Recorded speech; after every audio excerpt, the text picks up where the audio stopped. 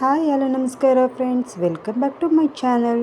ಇವತ್ತಿನ ರೆಸಿಪಿ ಬಂದು ಇಷ್ಟು ದಿನ ಬರೀ ಮಕ್ಕಳಿಗೆ ಇಷ್ಟ ಆಗುವಂತಹ ಪಾಸ್ತಾನ ಹೇಗೆ ನಾವು ಸಹ ದೊಡ್ಡವರು ಹೇಗೆ ನಮ್ಗೆ ಇಷ್ಟಕ್ಕೆ ಅನುಸಾರವಾಗಿ ಹೇಗೆ ಮಾಡ್ಕೋಬೋದು, ಹೇಗೆ ಟೇಸ್ಟಿಯಾಗಿ ಮಾಡಿ ಮನೆ ಮಂದಿ ಎಲ್ಲ ತಿನ್ಬೋದು ಅನ್ನೋನ್ನ ಸಿಂಪಲ್ಲಾಗಿ ಮಾಡಿ ನಿಮಗೆ ತೋರಿಸ್ತಾ ಇದ್ದೀನಿ. ಇದು ತುಂಬಾ ಟೇಸ್ಟಿಯಾಗಿರುತ್ತೆ. ಅದಕ್ಕಿಂತ ಮುಂಚೆ ನನ್ನ ಚಾನಲ್ನ ಹೊಸದಾಗಿ ನೋಡೋರು ಪ್ಲೀಸ್ ಸಬ್ಸ್ಕ್ರೈಬ್ ಮಾಡಿ ನೋಡಿ, ಪಕ್ಕದಲ್ಲಿರುವ ಬೆಲ್ಲೈಕನ್ನ ಕ್ಲಿಕ್ ಮಾಡಿ. ಹಾಗೆ ವಿಡಿಯೋ ಇಷ್ಟದಲ್ಲಿ ನಿಮ್ಮ ಫ್ರೆಂಡ್ಸ್ ಮತ್ತು ಫ್ಯಾಮಿಲಿ ಜೊತೆ ವಿಡಿಯೋನ ಶೇರ್ ಮಾಡಿ. ನಾನಿಲ್ಲಿ ಪಾಸ್ತಾನ 1 ಬೌಲ್ ಆಗೋಷ್ಟು ತೊಗೊಂಡಿದ್ದೀನಿ. ಇದನ್ನು ಇವಾಗ ಬಿಸಿನೀರಲ್ಲಿ ಹಾಕಿ ಇದನ್ನು ನಾವು ಬೇಯಿಸ್ಕೋಬೇಕಾಗುತ್ತೆ. ಇಲ್ಲಿ ನಾವು ಕ್ವಾಂಟಿಟಿನ ಜನಗಳು ಎಷ್ಟಿದ್ದೀವಿ ಅಂತ ನೋಡಿಬಿಟ್ಟು ಅದರ ಅನುಸಾರವಾಗಿ ನಾವು ಹೆಚ್ಚಿಸ್ಕೋಬೋದು. ನೋಡಿ, ನಾನು ಈ ರೀತಿಯಾಗಿರೋವಂಥದ್ದನ್ನು ತೊಗೊಂಡಿದ್ದೀನಿ. ಇವಾಗ ನಾನು ನೀರಿನ ಬಿಸಿಗಿಟ್ಟು ಆ ನೀರಿಗೆ ಸ್ವಲ್ಪ ಆಯಿಲು ಮತ್ತು ಸ್ವಲ್ಪ ಉಪ್ಪನ್ನು ಹಾಕಿ ಇವಾಗ ಪಾಸ್ತಾನ ಇದ್ರೊಳಗಡೆ ಹಾಕಿ ಬೇಯಿಸ್ಕೋಬೇಕು. ಇದನ್ನ ಸ್ವಲ್ಪ ಇದನ್ನು ಸಾಫ್ಟ್ ಆಗೋ ಥರನೇ ಬೇಯಿಸ್ಕೋಬೇಕು. ನಾನಿಲ್ಲಿ ತೊಗೊಂಡಿರೋವಂಥದ್ದು ಪಾಸ್ತಾ ಇದು ವೀಟ್ದು, ಅಂದರೆ ಗೋಧಿಯಿಂದ ಮಾಡಿರೋವಂಥ ಪಾಸ್ತಾನ ನಾನು ತೊಗೊಂಡಿರೋವಂಥದ್ದು. ನೋಡಿ, ಇಲ್ಲಿ ಇದು ಸ್ವಲ್ಪ ಅಂದರೆ ಬ್ರೋಕ್ ಆಗುತ್ತೆ. ಇದನ್ನು ನಾವು ನೋಡಿದಾಗ ಪಾಸ್ತಾ ಹೇಗಿತ್ತು ಇನ್ಕ್ರೀಸ್ ಆಗುತ್ತೆ, ಅಂದರೆ ಸ್ವಲ್ಪ ದಪ್ಪ ಸೈಜ್ ಆಗುತ್ತೆ. ಅದನ್ನು ನೋಡಿಕೊಂಡೆ ನಾವು ಇದನ್ನು ಸಪ್ರೇಟ್ ಮಾಡಬೇಕಾಗುತ್ತೆ. ಇದು ಸ್ವಲ್ಪ ಚೆನ್ನಾಗಿ ಬೆಂದ್ರೇ ಪರವಾಗಿ, ಅಂದರೆ ತುಂಬಾ ಬೇಯಿಸಬಾರ್ದು, ಅದು ಸ್ವಲ್ಪ ಸೀಳ್ದಂಗೆ ಆಗಿರುತ್ತೆ. ನಿಮಗೆ ಗೊತ್ತಾಗುತ್ತೆ ನೋಡಿ, ಇಲ್ಲಿ ಇಷ್ಟು ಬೆಂದಿದ್ರೆ ಸಾಕಾಗುತ್ತೆ. ಏಕೆಂದರೆ ಸ್ವಲ್ಪ ಡೈಜೆಷನ್ ಆಗಲ್ಲ ಅಂತ ಹೇಳ್ತಾರೆ, ಅದಕ್ಕೋಸ್ಕರ ಸ್ವಲ್ಪ ಬೇಯಿಸ್ಕೋಬೇಕು. ನೋಡಿ, ಇವಾಗ ರೆಡಿಯಾಗಿದೆ. ಇದನ್ನು ಇವಾಗ ನಾನು ಸಪ್ರೇಟಾಗಿ ಮಾಡ್ಕೊಳ್ತೀನಿ. ಇದನ್ನು ನಾನು ಇವಾಗ ಆಲ್ರೆಡಿ ಕೋಲ್ಡ್ ವಾಟರ್ನ ಎತ್ತಿಟ್ಕೊಂಡಿದ್ದೀನಿ. ಆ ಕೋಲ್ಡ್ ವಾಟರ್ಗೆ ಇದನ್ನು ನಾವು ಇಲ್ಲಿ ನೋಡಿ ಸ್ವಲ್ಪ ಡಸ್ಟು ಸಹ ಬರ್ತಾಯಿದೆ, ಅದನ್ನೆಲ್ಲ ನಾವು ಇವಾಗ ಕ್ಲೀನಾಗಿ ವಾಶ್ ಮಾಡ್ಕೋಬೇಕು. ಇದು ಕೋಲ್ಡ್ ವಾಟರ್. ಈ ಕೋಲ್ಡ್ ವಾಟರ್ಗೆ ನಾವು ಬೆಂದಿರೋಂಥ ಪಾಸ್ತಾನ ಇದರಲ್ಲಿ ಮಿಕ್ಸ್ ಮಾಡ್ಕೋಬೇಕು. ಇದನ್ನು ಹಾಕಿ ನಾವು ತೊಳೆದು ಮತ್ತೆ ಇದನ್ನು ನೀರಲ್ಲೇ ಬಿಟ್ಬಿಡಬಾರ್ದು, ಎತ್ತಿಟ್ಕೋಬೇಕು. ತಕ್ಷಣ ಹಾಕಿ ಮತ್ತೆ ತೆಗೆದು ಇದನ್ನು ಒಂದು ತಟ್ಟೆನಲ್ಲಿ ಅಥವಾ ಬೌಲ್ನಲ್ಲಿ ಹಾಕಿಟ್ಕೋಬೇಕು. ನೋಡಿ, ಇಷ್ಟು ಬೆಂದಿದ್ರೆ ಸಾಕಾಗುತ್ತೆ.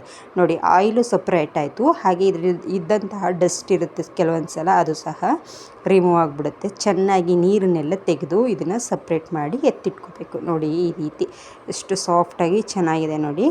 ಇವಾಗ ನಾನೊಂದು ಪಾತ್ರೆ ಇಟ್ಟು ಅದಕ್ಕೆ ಸ್ವಲ್ಪ ಆಯಿಲು, ಜೀರಿಗೆ ಹಾಕ್ಕೊಳ್ತಾಯಿದ್ದೀನಿ. ಹಾಗೆ ಜಜ್ಜಿರುವಂಥ ಬೆಳ್ಳುಳ್ಳಿ ಹಾಕ್ಕೊಳ್ತಾಯಿದ್ದೀನಿ. ಸ್ವಲ್ಪ ಈಗ ಖಾರಕ್ಕನುಸಾರವಾಗಿ ಹಸಿಮೆಣ್ಸಿನ್ಕಾಯಿನ ಹಾಕ್ಕೊಂಡು ಒಂದು 2 ಈರುಳ್ಳಿನ ಸಣ್ಣಕ್ಕೆ ಉದ್ದಕ್ಕೆ ಅಂದರೆ ಸ್ಲೈಸಾಗಿ ಕಟ್ ಮಾಡಿ ಹಾಕ್ಕೊಳ್ತಾ ಇದ್ದೀನಿ. ಇದನ್ನು ಫ್ರೈ ಮಾಡಿ ಇವಾಗ ಟೊಮೆಟೊ ಹಾಗೆ ಕರಿಬೇವನ್ನು ಹಾಕಿ ಇದನ್ನು ಚೆನ್ನಾಗಿ ಬೇಯಿಸ್ಕೋಬೇಕು.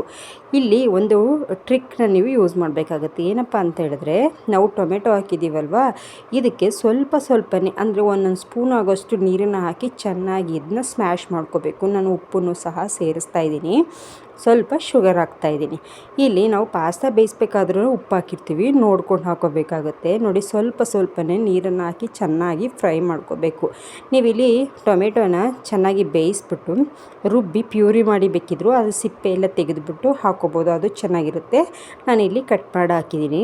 ಇವಾಗ ಸ್ವಲ್ಪನೇ ನೀರು ಹಾಕಿ, ಇದು ಸ್ವಲ್ಪ ಪ್ರೋಸೆಸ್ಸು ಹಿಡಿಯುತ್ತೆ. ಅದಕ್ಕೆ ಬದಲು ನೀವು ಟೊಮೆಟೊನ ಬೇಯಿಸಿ ನೀವು ಅದ್ರ ಸಿಪ್ಪೆ ತೆಗೆದು ಅದನ್ನು ಪ್ಯೂರಿ ಮಾಡಿ ಹಾಕಿದ್ರೂ ಸಹ ಬೇಗನೆ ಆಗೋಗುತ್ತೆ.